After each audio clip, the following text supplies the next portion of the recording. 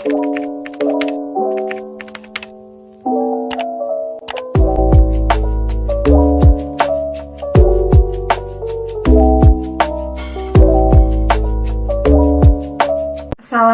warahmatullahi wabarakatuh.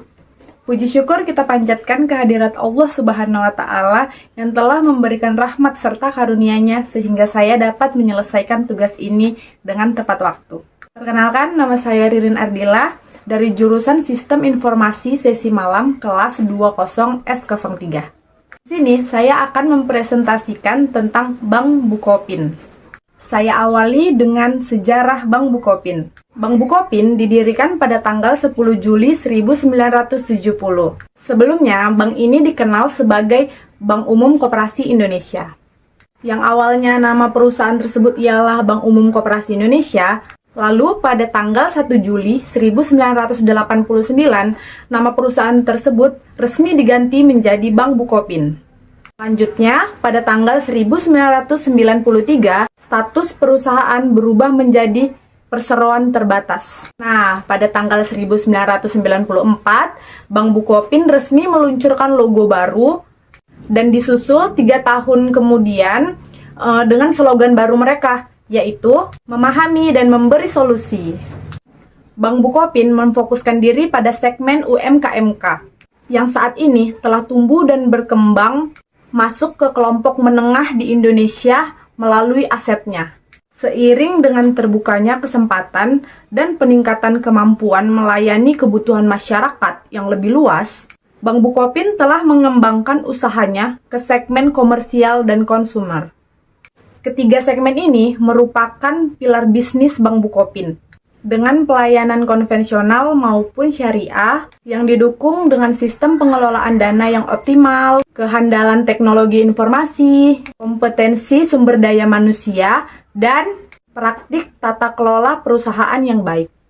Landasan ini memungkinkan Bank Bukopin melangkah maju dan menempatkannya sebagai suatu bank yang kredibel. Nah, Bank Bukopin ini berkantor di pusat gedung Bank Bukopin, Jalan MT Haryono, KAF 5051, Jakarta Selatan. Operasionalnya kini didukung oleh lebih dari 425 outlet yang tersebar di 22 provinsi di seluruh Indonesia yang terhubung secara real-time online. Bank Bukopin juga telah membangun jaringan mikro banking yang diberi nama Swamitra, yang kini berjumlah 543 outlet sebagai wujud program kemitraan dengan koperasi dan lembaga keuangan mikro. Dengan struktur pemodalan yang semakin kokoh sebagai hasil pelaksanaan Initial Public Offering atau IPO pada bulan Juli tahun 2006, Bank Bukopin terus mengembangkan program operasionalnya dengan menetapkan segala prioritas sesuai strategi jangka pendek yang telah disusun dengan matang. Penerapan strategi tersebut ditunjukkan untuk menjamin dipenuhinya layanan perbankan yang komprehensif kepada nasabah melalui jaringan yang terhubung secara nasional maupun internasional, produk yang beragam, serta mutu pelayanan dengan standar yang tinggi. Seluruh kegiatan yang dilaksanakan pada akhirnya berujung pada sasaran terciptanya citra Bank Bukopin sebagai lembaga perbankan yang terpercaya dengan struktur keuangan yang kokoh.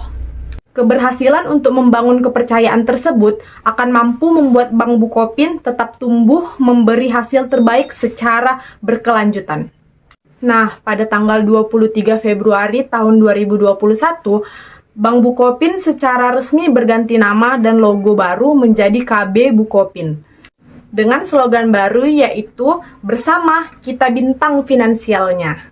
Nah, setelah kita sudah mengetahui sejarah Bank Bukopin, sebaiknya kita harus mengetahui juga nih apa kelebihan dan kekurangan Bank Bukopin.